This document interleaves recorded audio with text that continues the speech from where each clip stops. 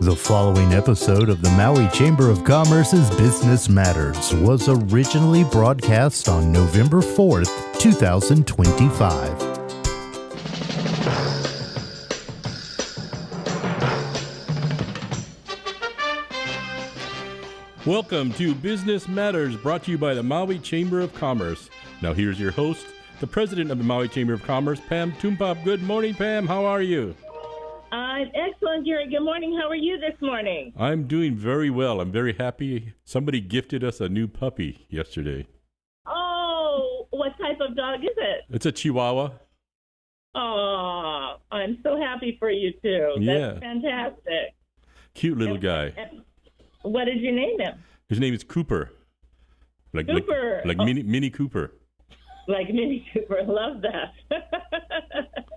Well, you'll have to send me a picture. I will. I would love that. Well, thank you for all that you do for the show. It's so great to hear that you've got a new baby in your life. That's awesome.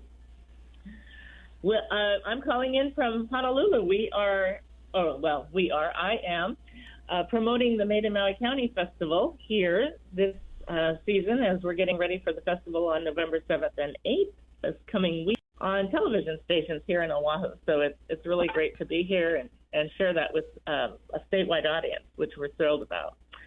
And we want to thank everybody for joining the show. We hope you'll join us at the Made in Maui County Festival this Saturday and Sunday at the Maui Arts and Cultural Center, as always, the first Friday and Saturday in November. But today we are going to talk a little bit about that later on with Randy Spicocchi, who is with Akalei Designs. He's going to tell us about his company, and he'll be participating in the festival. But first, we are so thrilled to have Senator Lynn Decoite with us today. She is a dedicated public servant and third-generation homestead farmer who proudly represents Senate District 7 in Hawaii. She was born in Honolulu and raised on Molokai. She attended Molokai High School and Molokai Community College. And her upbringing on the family farm instilled in her the values of hard work and sustainability. And she truly embodies that. And before entering elected office, she served on the Hawaii State Board of Agriculture and chaired the Farm Service Agency, advocating for the interests of farmers in rural communities. And of course, that's exactly what she represents. With House District 13, she served there from 2015 to 2021 and has been serving in the state Senate since 2021.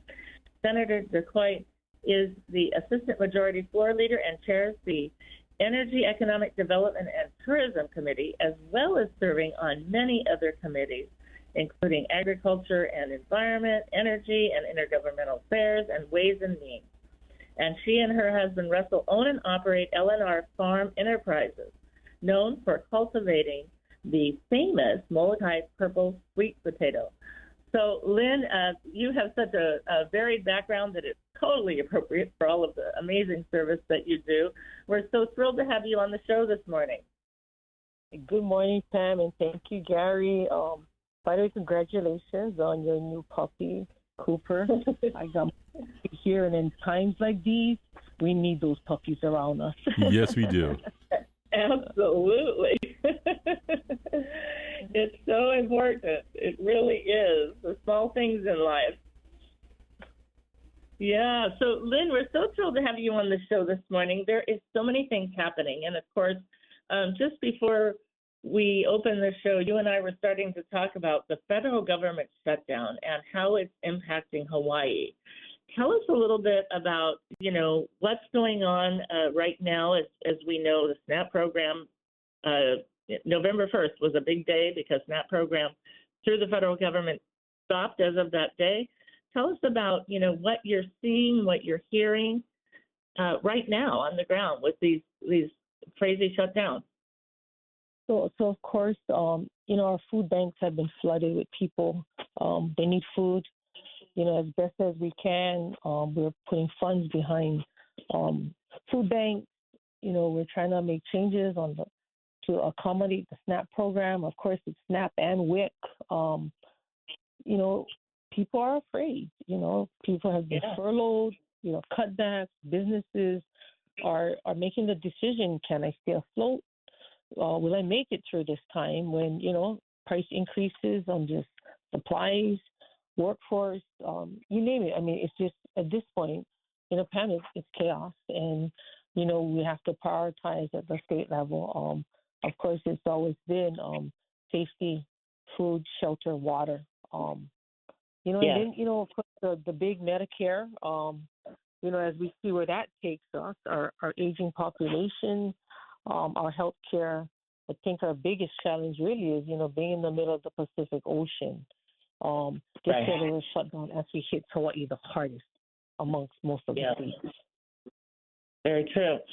I heard recently in another meeting that as the state looked to bring funds in or see if they could, take the money for SNAP and raise the money in Hawaii and distribute it, there's, the federal government has a lockdown on how to distribute it. So even if we raise the money, and I think they were talking originally like an amount to start of $57 million, even if we had the money, there was no way for us to put it in and distribute it within the SNAP program because it's run by the federal government.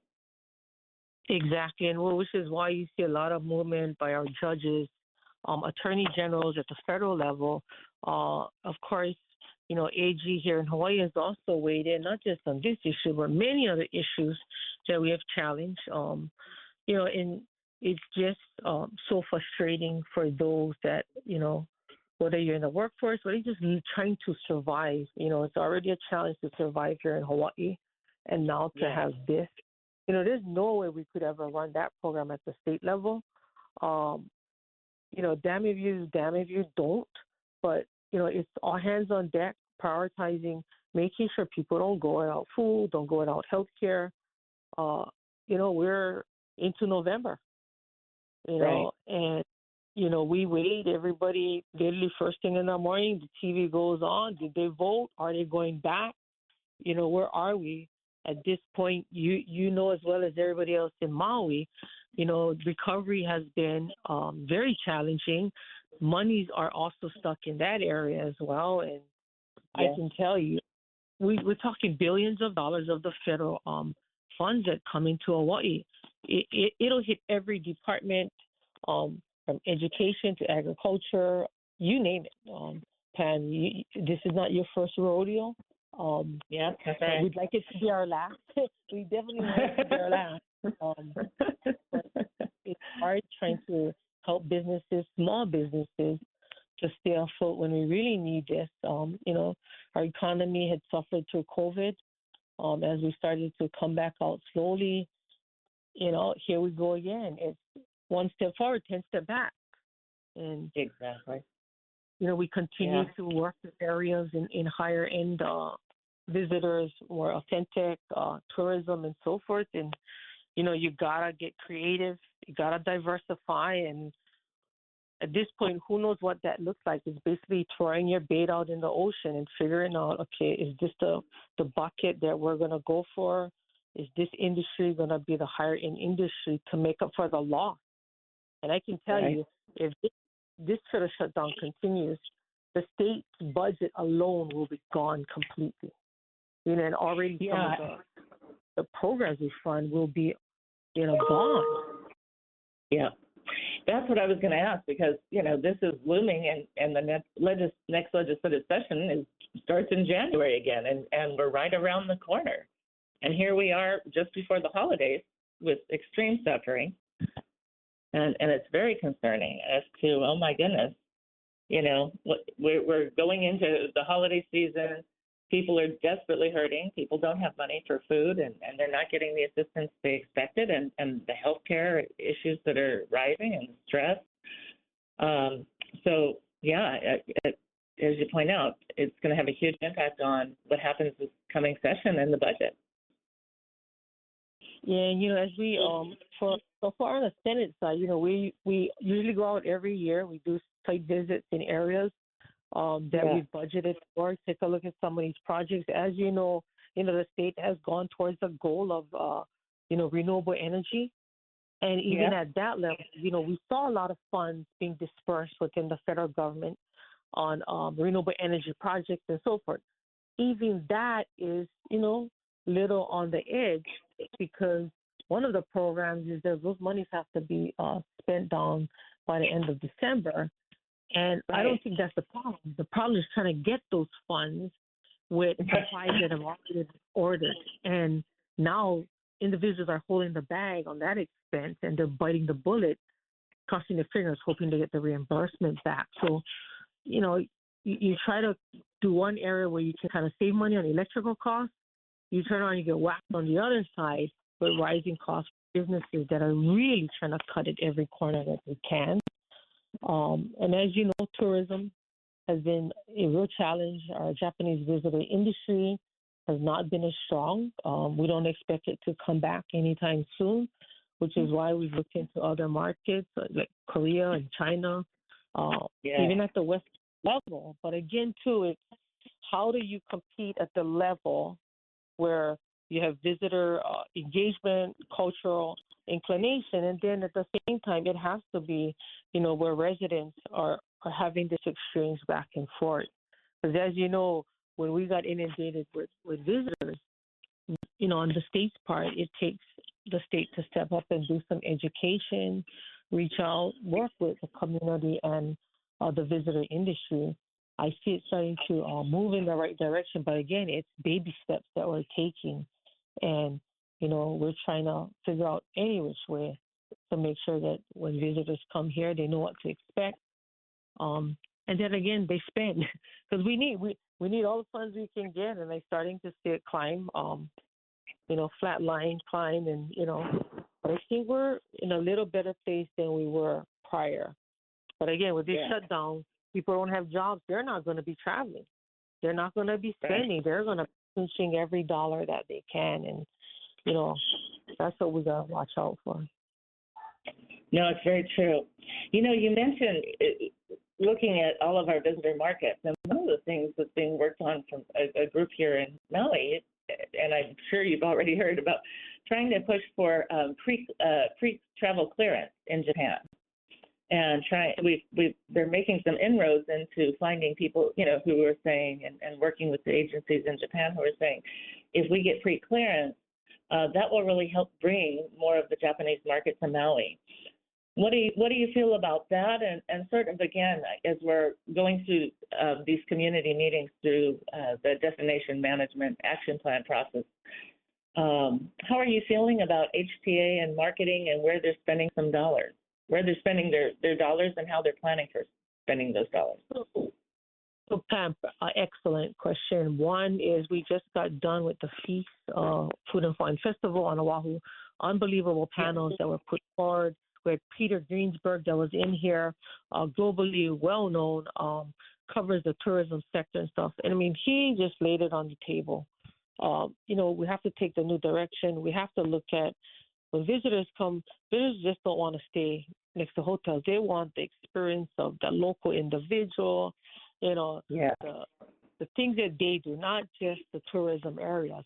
But that being said, when you talk about pre-clearance, we've had that conversation. The pre-clearance isn't the problem. It's the staging of how we move those passengers once they arrive, and passenger arrival. In this case, the target was Maui, as you know. And these individuals have been doing a great job. They went to Japan, sat down with the Japan government. We've been having conversation with DOT airports. And as best as I can say this, and Ford Fujikami has been excellent, along with Director Smith. And Marvin Moniz, excellent individual that has run our airport in Kahului. You can't get somebody any better than that. But it's trying to stage it where the passengers, when they get off, to transfer them right away. Most of these passengers want to have that experience in Maui. One thing I got to say about the Japanese visitors, very respectful, very humble. They don't do things that they shouldn't, like where it says no trespassing. They will not go. Right. I have deepest respect for them, but we will be challenged because it'll take some reconfiguration on that part, because the Japanese visitors aren't the only one that has asked for pre-clearance. It's other states, other countries. Other countries as well has asked for pre-clearance, and I get it. Waiting in a line for 2 hours could deter anybody from coming here, where they can go to other places for beach sun and fun, as well as have the visitor experience with other different cultures and nationalities. But again, this is Hawaii, and Hawaii is the golden ticket, as most have said. I can tell you, even when I speak with other tourism travelers that have done the bookings and so forth, HCCB has done an excellent job, along with now I have a hard time going back to Hawaii Council. Prior CNHA, Kuhio Lewis, they're very engaged. They get it. They've worked well within our communities, and they get the tourism industry. So I see a very good working relationship with these individuals that have, been working on the ground at the forefront. Yeah, it's really important that we all unite in this. It's our number one industry, and we really need to focus on bringing the numbers back up. But again, and that's what the whole Destination Management Action Plan is all about, is how do we do that through education, through regenerative tourism, through respect for our culture and our land and the environment. And but I think, again, it's also a time where people love the beauty of Hawaii, and as we teach them more, they're being more respectful. And then, of course, some cultures and visitors who come here, as you point out, like the Japanese, already are very respectful and appreciate the culture and will follow the rules. So as long as we have the appropriate signage and education, more and more people are really coming on board with that. And that's why I've always supported the initiation of DMAP. The setback within DMAP has caused some chaos within HTA. Keep in mind that DMAP was meant for the residents to set priorities in how much of visitors they want, so that it's managed properly. I got to be honest, I get hard time with using the word regenerative, Pam, because when I think regenerative, I think agriculture. And of course, we get agritourism. But DMAP was truly designed for many of those, like these small businesses that pop up to engage with the restaurants, people that have made trinkets, jewelry, do cultural practitioner, whether it be making poi, all the good stuff. And it was to have community push the priorities up, not government shoving it down into them, because we're just supposed to help for the advocation and legislation. It was the rollout, and I'll say this, that it was really hard when it came to Molokai, because I don't believe when they came out to do it, it was done in the right way and the information was done correctly. As you know, we've been very with tourism here, but when you get the community involved and you take a look, really we got to just do an assessment and inventory. What are people actually doing? If you're hunting, is there an option to do hunting tourism? If you're doing fishing and you're taking out charters, can you work together with government so government can also help with the education, the funding, the signage, everything what you just said? So they really got to get that working better. And I think we'll then better have a welcoming experience for residents and visitors, which we can help educate to the community. Yeah, amen. It's absolutely true, and I loved, at the HTA conference that you mentioned, I loved the program from Aspen, Colorado, and how they said, look, those who are working in the visitor industry, they were afraid to go hear resident sentiment, but they went out and did it in a big way. And also, it was very educational and informative for the residents, because some of the things they were doing were unknown to the residents.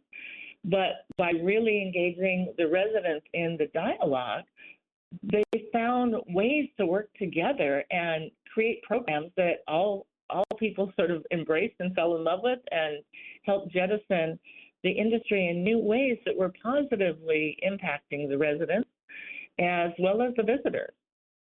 And it was really exciting to hear. Yeah, it's just about getting creative.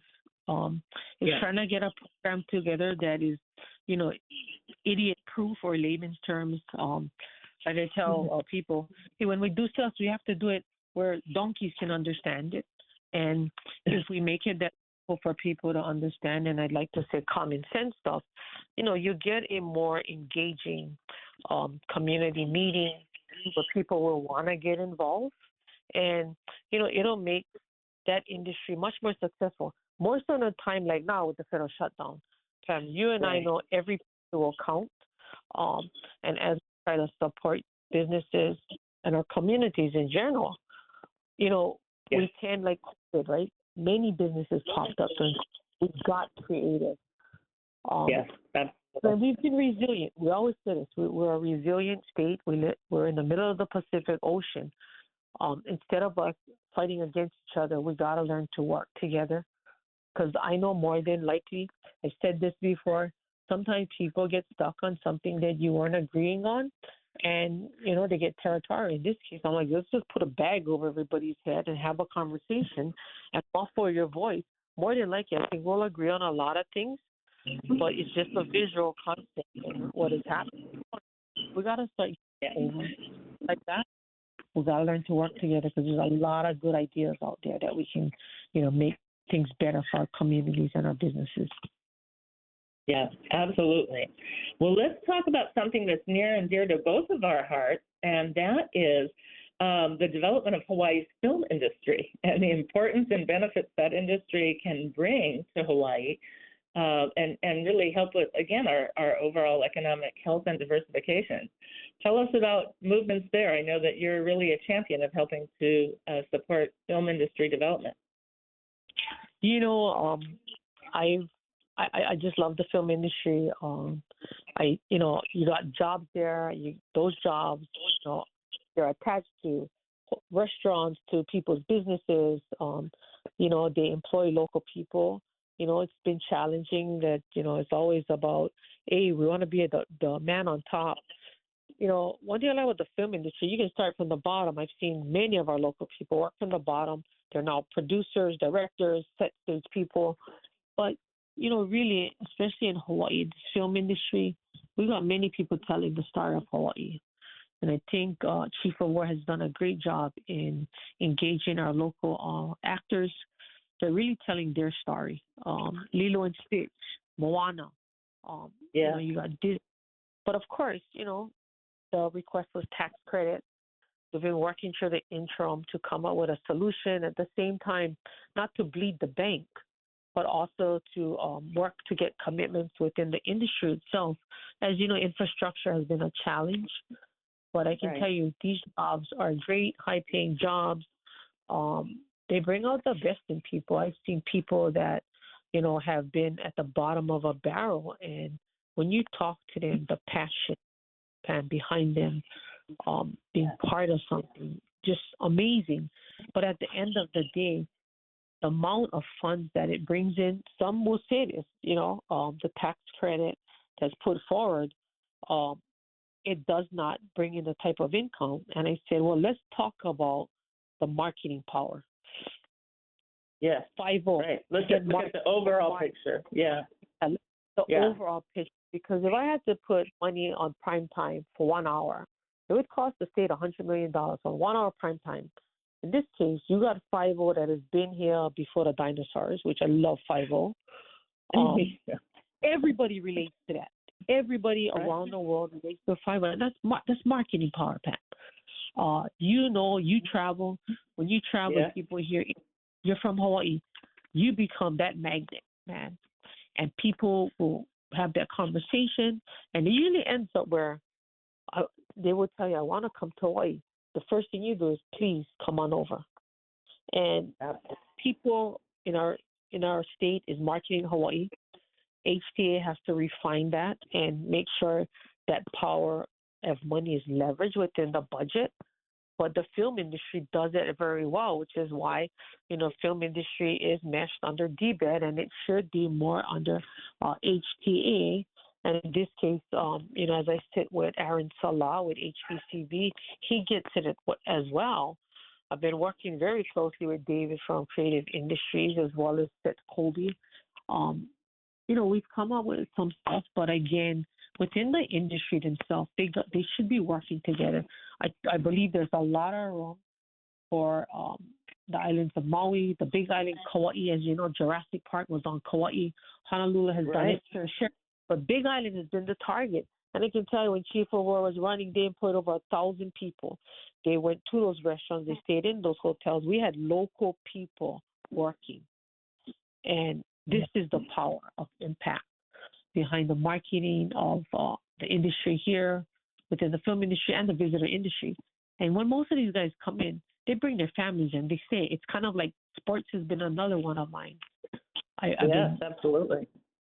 You know, if you look at the sports, when they come, the families come and they don't stay for 2 days. They stay for the whole week, and they make stops at different areas.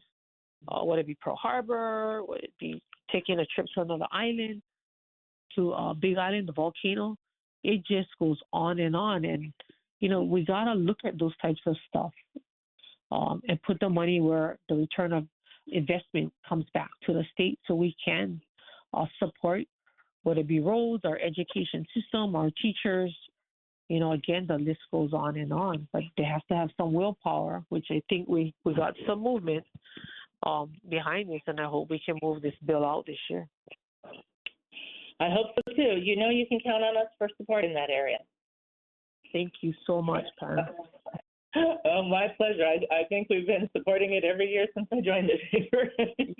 We're still working on it, but as are you. I know it's kind of been a long haul. And again, people, it's kind of like high-tech development as well, right?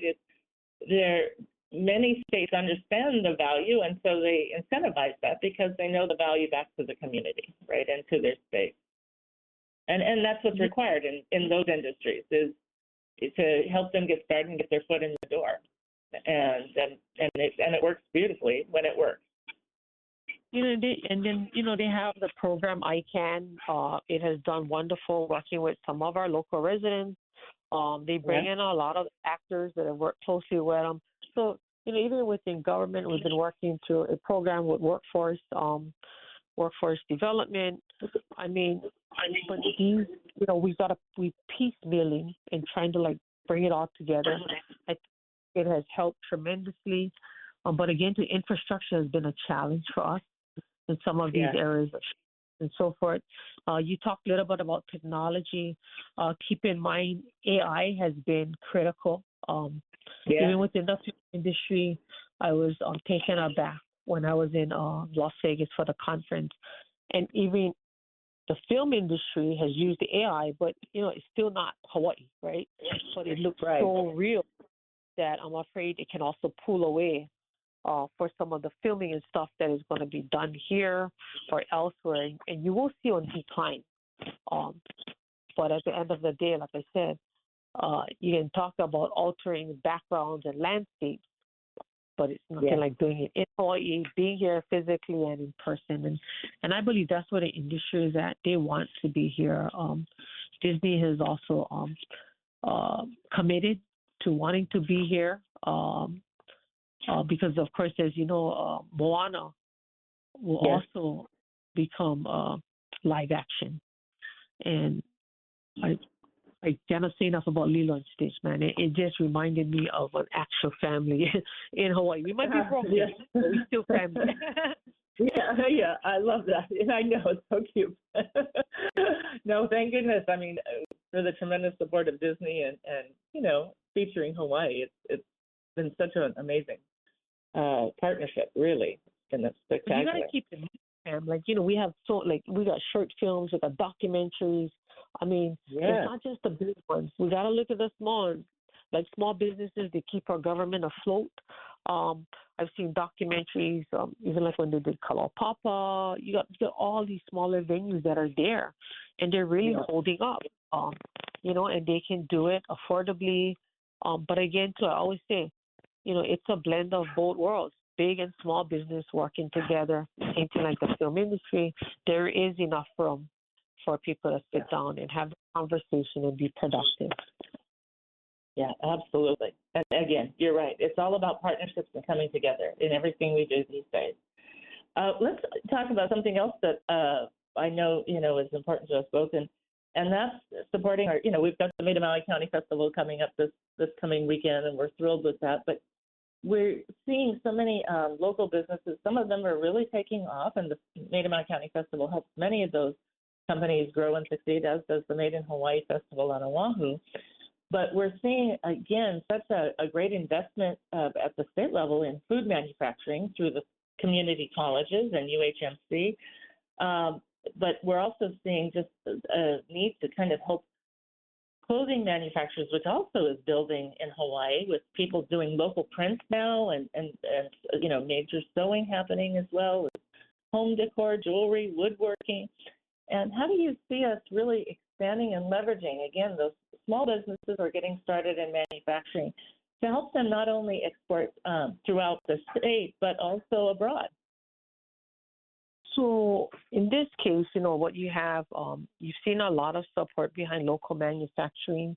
We saw the expansion build up again. COVID, people were designing things. We see a lot of local up and coming designers.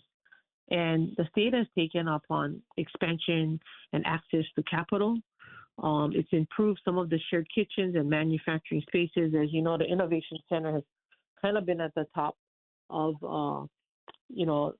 at least for us on the Senate side, the Innovation Center has been good. It has been taken lead by Senator De La Cruz, who has been supported not just on Honolulu, but also on the neighbor islands.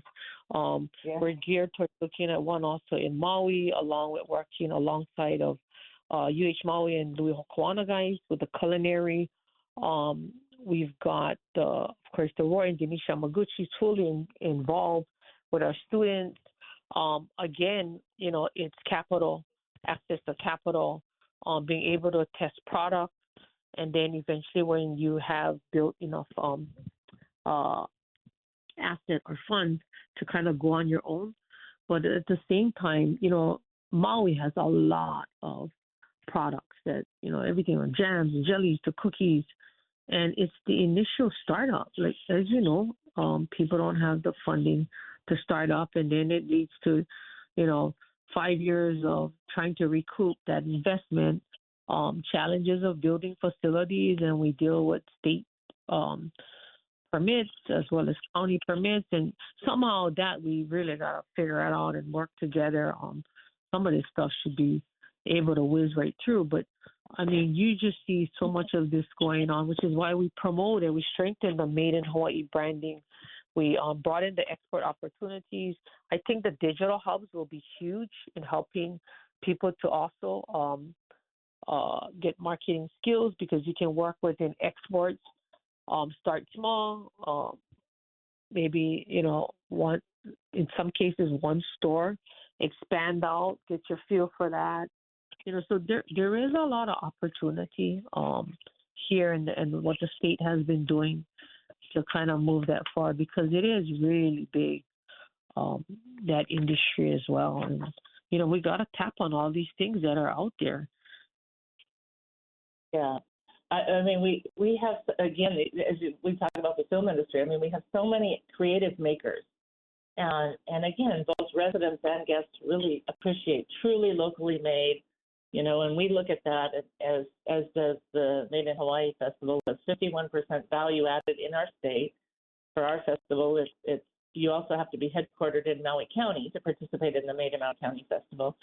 But these are just such tremendous innovators and constantly pushing the envelope. I was just promoting another company, Manu's Munchies, who's been making delicious cookies, and then added a venison dip that we just featured yesterday on the news station, Hawaii News Now. But everybody keeps, they're so innovative.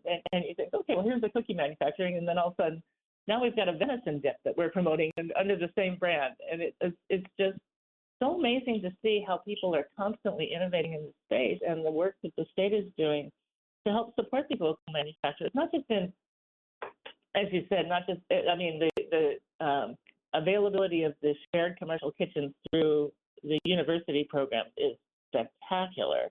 But also in some of the other arenas that DBED's doing to promote people and get them to international shows or mainland shows to give them a presence there, is really helping them grow and succeed. And so I'm glad to hear the continued investment in that, because we're seeing some superstars. And, of course, just even looking at Maui Brewing Company and where they've gone over the years.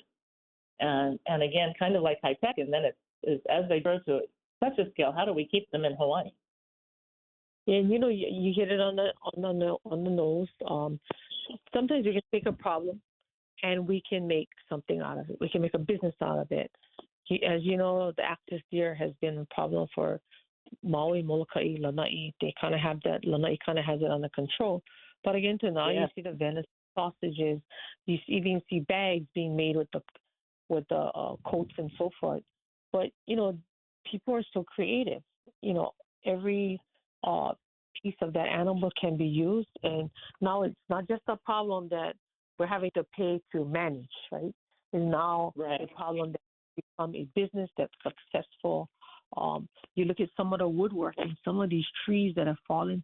I see people take their trees and make tables and chairs, and they made a business out of it. And it's just amazing. Which is why if you take a look at your Made in Maui festival, I mean, it's just amazing how many entrepreneurs and businesses have come out of it. So when I travel, what I try to do, and we always take macadamia nuts and stuff, and I'm like, no, I don't want to take that. I will literally go and purchase stuff from vendors that have made it here in Hawaii, whether it be, Manuheli'i, Kamaoli, Sigzane, some of the core woodwork that is done. But, we got to promote them. And like they say, buy local, well, promote local too. Buy local, promote local. It comes back 10 times full. And eventually, be able to tell a story of why the core wood is so important. Absolutely. And we can all help in that area of marketing our own local people. Yeah. Yeah. And I really want to encourage that because, as you said, that is the easiest thing we can do, right? It doesn't cost us anything when we go out and you buy something amazing, that you shop local and you supported small businesses, and then you just share that story. And it's infectious, and people love to hear that story. So, that's something that we can all do, and it doesn't cost us anything. But the return on that investment is great because you don't know who's going to then go online and find that company and make that purchase as well. And that's a great way that we can leverage our support for shopping small and shopping local and support our local manufacturers. Yep. Well, Lynn, it's always a great pleasure to have you on the show. Thank you so much for joining us this morning. I know your schedule is crazy busy, and you've been traveling the state trying to help small businesses and trying to work on solutions given this government shutdown, and we truly appreciate the champion that you are each and every day working hard for us. So thank you so much, Pam, and thank you guys for all the good work that you guys do at Maui Chamber. Of course, Gary, thank you. KOI, I cannot tell you the kind of information you guys put out there, and I look forward to seeing you in an upcoming session in 2026. And we got to get stuff moving in the right direction. You got it. I'll be there. What you got to do, Pam. You guys take care. Thank you. You too, Lynn. Take care. Take care. Allah. Oh, it's always so great to have Lynn on the show, and you can hear how busy she is and how hard she's working. And she was just in Hana working with businesses there, a tremendous advocate for us, and we're so thrilled to have her join us on the show today. And of course, this is going to be an important session in 2026 because we don't know where we're going to be with the government shutdown, but I'm sure it'll be resolved by then, or I pray it will. But in the meantime, given what's occurring now, there's still going to be tremendous loss and issues to overcome even before we get into that session. So it's going to be an important time. It's really critical for community leaders and businesses to ring in and share what's happening. And we're working on a lot of listening sessions to help and really share the voice of our community members and our business members at the Maui Chamber of Commerce. And just to remind everybody that this Friday and Saturday is our annual Hawaiian Airlines Made in Maui County Festival at the beautiful Maui Arts and Cultural Center. Friday starts at 1:30 and it goes to 6 p.m. It is our exclusive buyers opportunity for wholesale buyers, distributors, and retailers. That's not shoppers. It's people who buy in bulk. We invite wholesale buyers, distributors, and retailers to come in. If you register online, and you still can today, at madeinmauicountyfestival.com, you can come in and get a buyer's pass so that you can find amazing products for your business or the businesses that you serve. And Saturday, but also we have the exclusive shopping day. So if you want to pay for tickets to come in and shop when the crowd is lower and be the first in the gates before the big festival day on Saturday and have a chance to see all the new things and without rushing around from booth to booth and kind of leisurely get to visit all the booths and see the amazing new products first. That is, tickets are available right now through the MAC, and that's our exclusive shopping opportunity on Friday. Then Saturday's the big festival day. The tickets are very affordable, and the first 2,000 in the door get the free festival tote, which this year is purple. So we hope people will join us. Sometimes people start lining up as early as 6 a.m. in the morning, and you'll see them lining up down to sort of Kahului Harbor, Kahului Beach Road, getting ready to come in. And we'll have a great blessing that morning and welcome everybody in. So please join us at the Maui Arts and Cultural Center. We have amazing, over 140 vendors. We've got amazing food trucks and amazing companies featuring truly locally made with aloha from Maui, Molokai, and Lanai. So it's going to be a great day. And one of those vendors joining us is Randy Decoite. He has been specializing in a unique and ancient braiding technique of the Kumalipo since 2017 with his design company, Akalei Designs. He reimagines traditional Hawaiian lei by using glass beads, pearls, and gemstones to create forever leis. Randy serves on the board of the American Kumihimo, I said that wrong, excuse me, it's Kumihimo Society, where they continue, to educate people about this amazing products and opportunities for a creative art form. And classes with Randy will be taught in Las Vegas, Nevada, beginning April 14th. So you can actually register at www.glasscraftexpo.com for that and learn all about that. And Akalei is the Hawaiian word for bead reflection. Good morning, Randy. How are you? Good morning, Pam. I'm wonderful. Thank you. I'm glad to hear the previous person speak so highly of the life that we have here on Maui and the mana that people get when they find themselves on Maui. They kind of exude this local energy, and it just is infectious. So I'm looking forward to seeing new people at the MAC on Friday and Saturday. We are as well. I'm here in Honolulu working to share the message statewide on the news media, and everywhere I've been going and sharing our products with the news teams, they're just thrilled. I mean, they just love this festival. So I hope we see many more people come this year.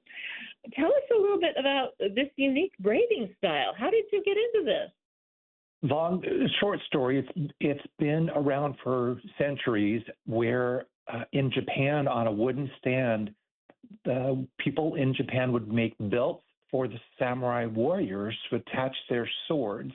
And in 1867, the emperor outlawed the samurai warriors, and they kind of pivoted quickly.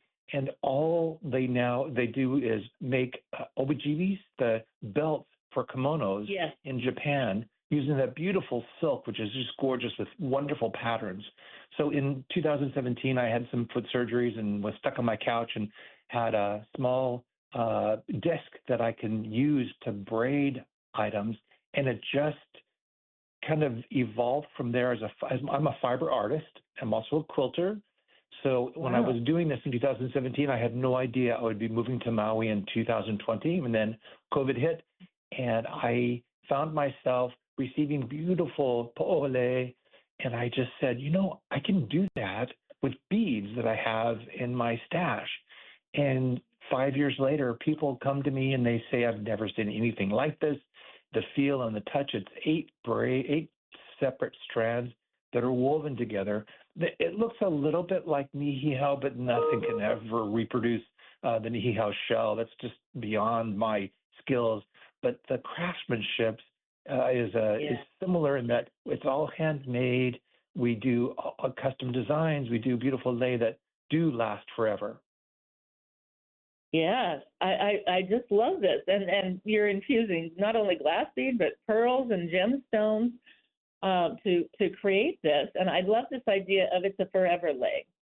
It's something that you can wear for your lifetime as well as pass on, which I think is so fascinating. I live right across the street from a beach in Kihei, and oftentimes people will find a little cowrie shell and they want something to do with it. And I've been able to make beautiful little cowrie necklaces, much like you might find with macrame, but I use my Japanese braiding technique and I give people a keepsake that could take with them forever and for always. So I use shell and wooden beads and pearls and gemstones. And a lot of them do look like the po'ole or any of the larger strands like the hihau. I call them Forbidden Island inspired segmented. So my website has all my new and latest creations along with some patterns. And I do have this last year, actually, when I was at the Maida Maui, I did a calculation of my sales. 61% was bracelets. People love bracelets. So this year I'm bringing a whole bunch of bracelets for people to stop by. They're very affordable.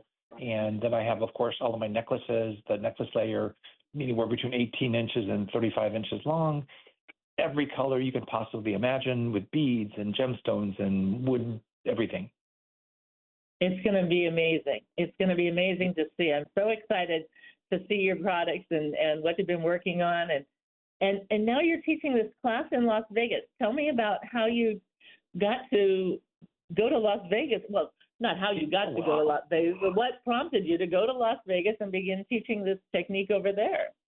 You know, Hawaii is a very special place, and we have such a great connection with Las Vegas. A neighbor of mine went gambling, and when he was at this casino, saw a whole bunch of people gathering, and he knew my business. He's kind of the mayor of Kaimakani condos here in Kihei, and he grabbed a couple flyers. And when he brought them back to me, I researched this, and I had no idea at the time that this was in, I think, January. Oh, actually, last April must have been. So he brought back flyers for me. I was instantly thought, well, that would be a perfect place. The Ninth Island, we have such a great connection with Las Vegas, and they're so supportive of Hawaii, and we've got so many locals that live there and go back and forth. And so I submitted my classes, and I have 11 classes in 5 days. I do not know how I will make this, but I will push through. They are going to be between 3 hours and 5 hour long classes, and I hope to do those same classes. And then ultimately, I'll be putting a book together called Glass Beaded Hawaiian Lei. So those are all the types of things that come from this mana we call from our beautiful Aina and Kai, and everything in Hawaii is just inspired by nature, and that's what I love. What I do. Oh gosh, how amazing is that? I think it's phenomenal. And so do you? They're going to have an amazing time with you, and that is one heck of a schedule.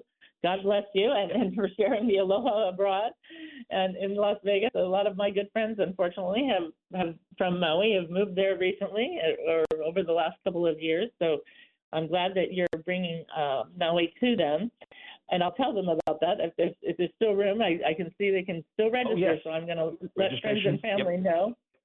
Yeah. So that's at glasscraftexpo.com. So seats are limited, but it's still available right now. So if you're interested and you're going to be in Vegas, or you know friends and family, please encourage them. Do you also teach here? And how can people here learn about how to make your amazing design? In fact, I teach over in Oahu at the Handweaver Hui, the HHH, the Hui for Hawaii Handweaver Hui on Oahu, downtown gallery. Awesome. And then I teach here in Kihei. I'm trying to expand that further. I'm with a group that's a Maui chapter of the Handweaver Huis. I also work with the Maui Quilt Guild, and they have programs that I'm one of those members.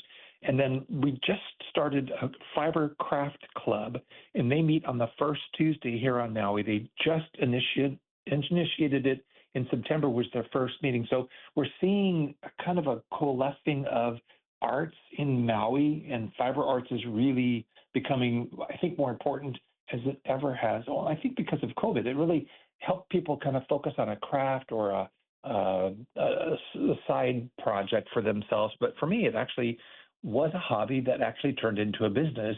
And I do give back to the community, to the Lahaina Strong, and to other local organizations as well too for myself. I think it's important, and it is. People automatically think about Amazon. I'll go buy at Amazon.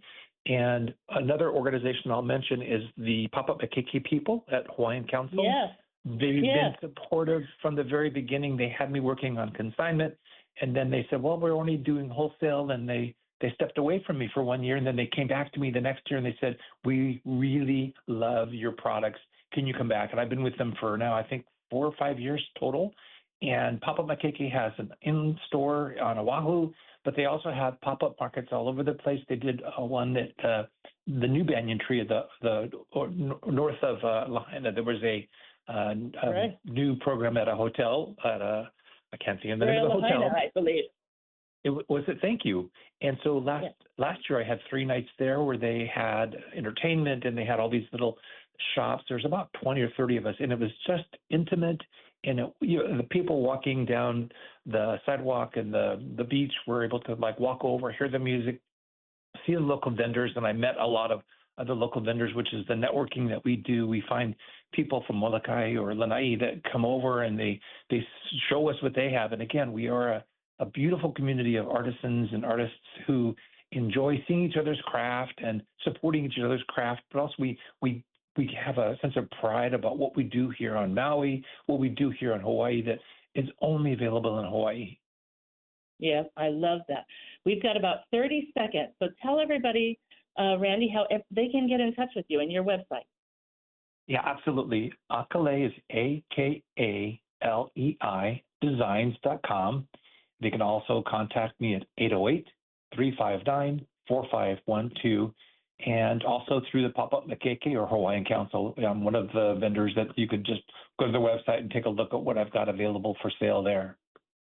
Awesome. Thank you, and Pam. Do you know your booth at the Made in Maui County Festival this year?